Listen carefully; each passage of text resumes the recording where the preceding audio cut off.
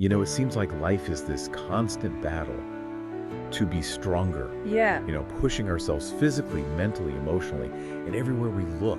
right. It's like this message to conquer weakness, never back down, just power through everything. But what happens when we hit those really tough moments in life? Yeah, The ones that shake you to your core, right. like suddenly getting really sick, losing someone you love, maybe even a natural disaster that changes everything. What happens when our strength just isn't enough? It is interesting that you bring that up Yeah, because our culture really does put a huge emphasis on self-reliance. right. Like, we're supposed to be able to overcome anything on our own. Yeah, we celebrate that resilience, like Yeah. pulling yourself up by your bootstraps. Exactly. But the Bible actually has this almost like opposite idea. Right. It's this idea that real strength is actually found in weakness. Doesn't that seem kind of strange? It does seem paradoxical, but Yeah. it's not about just giving up or becoming passive. It's about recognizing our limitations and realizing there's a power bigger than us that we can rely on. Yeah. And in 2 Corinthians, the Apostle Paul actually talks about this. He says, Wow. "My grace is sufficient for you, for my power is made perfect in weakness." And Paul's life is a powerful example of this, isn't it? It really is. I mean, he dealt with some intense hardships. Yeah, he did. He even begged God to take away what he called a thorn in the flesh.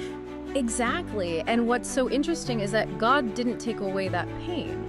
Instead, God gave Paul grace, a deeper strength to endure, and this promise that God's power would be most evident in those moments of weakness. So it's not about avoiding those tough parts of life. All right. It's about having something that keeps us steady even when things are really rough. Exactly. It's like having an anchor in a storm. Precisely.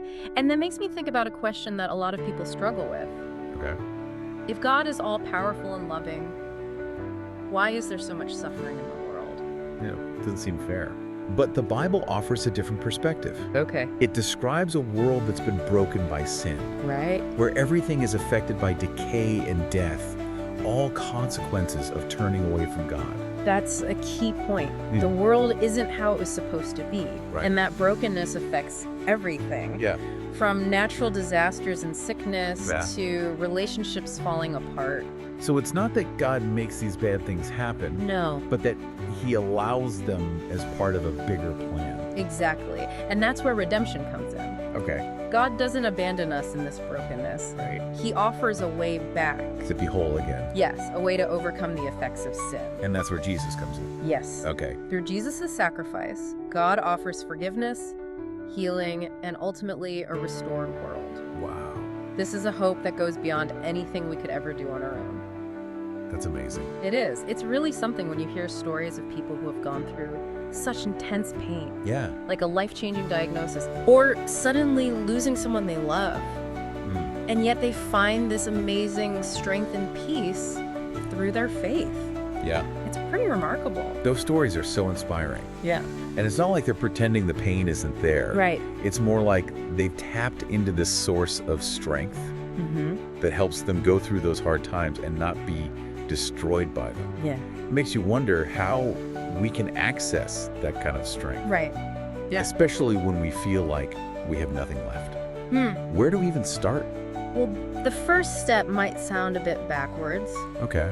but it's admitting that we have limits. Okay. Going to God in prayer and saying, I can't do this alone. I need you. Mhm. It's about letting go of the need to control everything Right. and surrendering to something bigger than ourselves. Surrender is a tough one for a lot of us. Yeah. Especially when we're told to be independent and figure things out on our own. Exactly. But I'm starting to see how holding on so tight, especially when things are really overwhelming, can actually make things harder. Absolutely. It's in those moments of surrender, Yeah. when we admit we need help, that Okay. we open ourselves up to a different kind of strength. A strength that comes from God.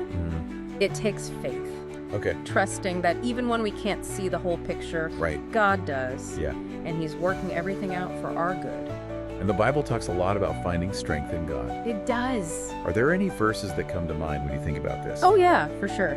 Okay. Isaiah 40.2931 is a powerful one. Okay. It says, He gives strength to the weary and increases the power of the weak. Even youths grow tired and weary, and young men stumble and fall. But those who hope in the Lord will renew their strength. They will soar on wings like eagles. They will run and not grow weary. They will walk and not be faint.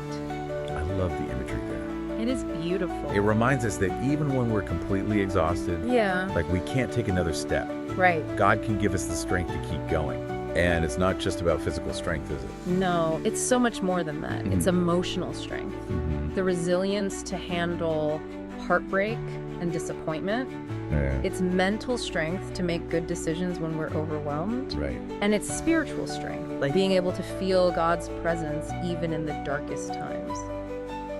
So we've talked about prayer Yeah. and spending time in the Bible. hmm Are there other practical things we can do to cultivate this strength, this reliance on God? One thing that people often forget Okay.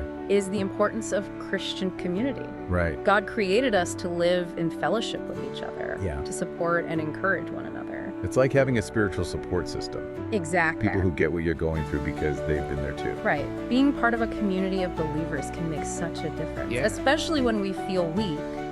It reminds us that we're not alone, Right. that there are people who can pray with us, offer advice, and just listen without judging. So to recap, we've got admitting our limits to God in prayer, finding comfort and direction in the Bible, Yes, and getting strength from our Christian community. exactly. These are all important for living a life of faith Right. and experiencing the kind of strength that comes from trusting God. It is amazing to think that embracing our weakness, Yeah. something we usually try to hide, Right. can actually be the key to finding a deeper strength. It's kind of a paradox, isn't it? It is. But it's a paradox that can change our lives. Absolutely. Before we finish up, Oh, yeah. I want to leave you with one last thought to consider. I'm all ears. What is it? Here it is. God's strength isn't about avoiding the storms of life. Huh. It's about having an anchor that holds strong, even in the biggest tsunami. Wow. That's powerful. It is. It really captures what we've been talking about. I want you to really think about that image. Okay.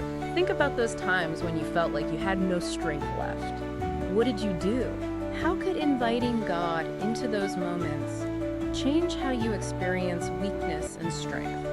It's like we're being asked to look at things differently. Yeah, Instead of thinking weakness is something to be ashamed of, right. maybe it's actually a way to connect more deeply with God. That's a beautiful way to put it. Thanks. We all have times when we feel inadequate or overwhelmed. Right. But those are the very moments that can become chances for us to experience God's grace. So instead of just trying to tough it out on our own, we're being invited to embrace a different kind of strength. Exactly. One that comes from humility, surrender, and relying on something bigger than ourselves. And that's a strength that can help us through anything, no matter how hard it seems. This has been really insightful. Thanks for joining us on this deep dive. It was my pleasure. We're looking forward to exploring more with you next time.